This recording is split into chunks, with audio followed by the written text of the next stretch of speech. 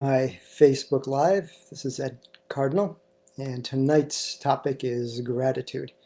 And I love the comment that Don posted on Facebook in my promotion for this Facebook Live tonight. And Don said, "I live every day with an attitude of gratitude." And Don, you're going to learn that your life is a lot better because of it on many different levels. Because gratitude and the feeling of appreciation when felt, cultivated, shared, and acknowledged, has many benefits. Let me first talk about one physical benefit, and there's probably many. But you focus on well, let me talk about the emotion. I don't know if I said emotional or physical, but the emotional first. It helps us focus on the positive, and when we do that, people have lower levels of anxiety and depression. Uh, Physical benefits, physiological. It actually stimulates a certain part of the brain which decreases stress and improves sleep. And thirdly, it improves relationships.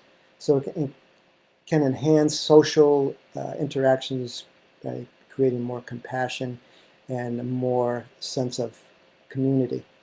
So how can we cultivate more gratitude in our lives? I'm going to give you three things that you can do on a consistent, regular basis that is helpful. Number one is at the end of the day, and this is something I do. I'm trying to do better with this. I can't say that I do it every day, but I do try to do it as much as possible. But now that I'm talking about it, I'm going to make it a daily practice, make it a habit. So at the end of the day, you can reflect on your day and think about those things that you are grateful for, that you're appreciative of. Could be people, places, things. Uh, Number two, keep a gratitude journal and consistently add things to your journal that you're grateful for in your life. And it doesn't have to be about that specific day, but reflect on your life, the people in your lives, um, anything that makes you feel grateful and appreciative.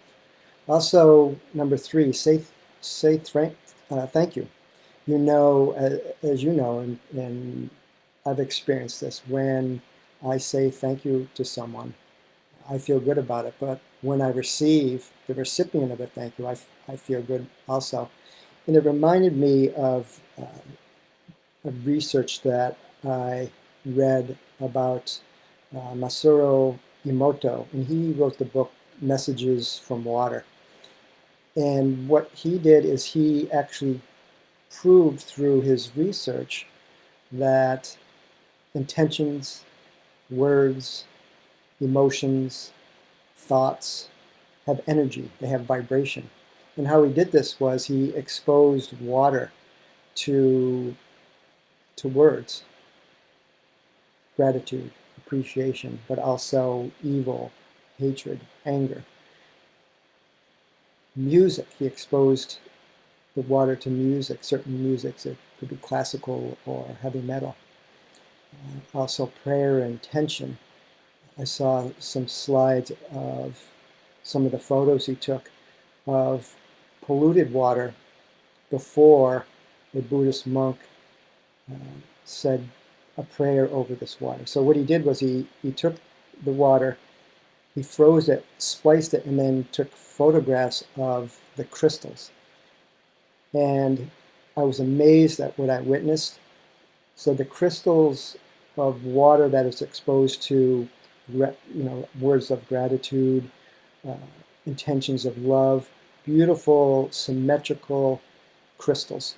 Those that were exposed to words of hatred or anger, or intention of hatred or anger, were the crystals were very disorganized and really ugly looking. So pretty fascinating. And if you think about it, our body is made up of 70% water. So how could we not be affected by thoughts, by our emotions, by words? So it's very important to uh, choose the words that you use and the thoughts that you think. And this goes back to my talk on Tuesday night from the book Asking is Given about the law of attraction.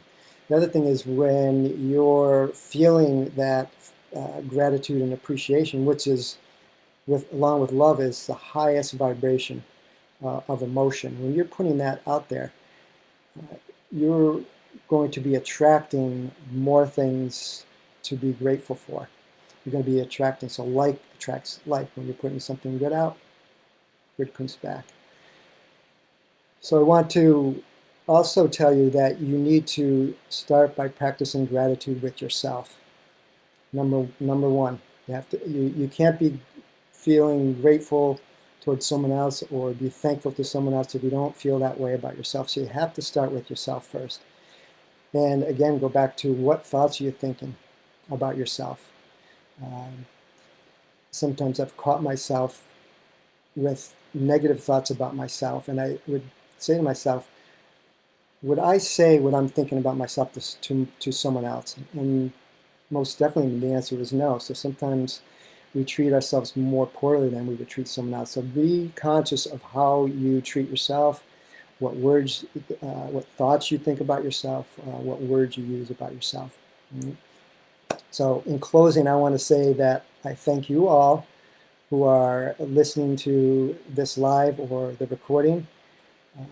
I appreciate you all, and I am very grateful that you are all in my life.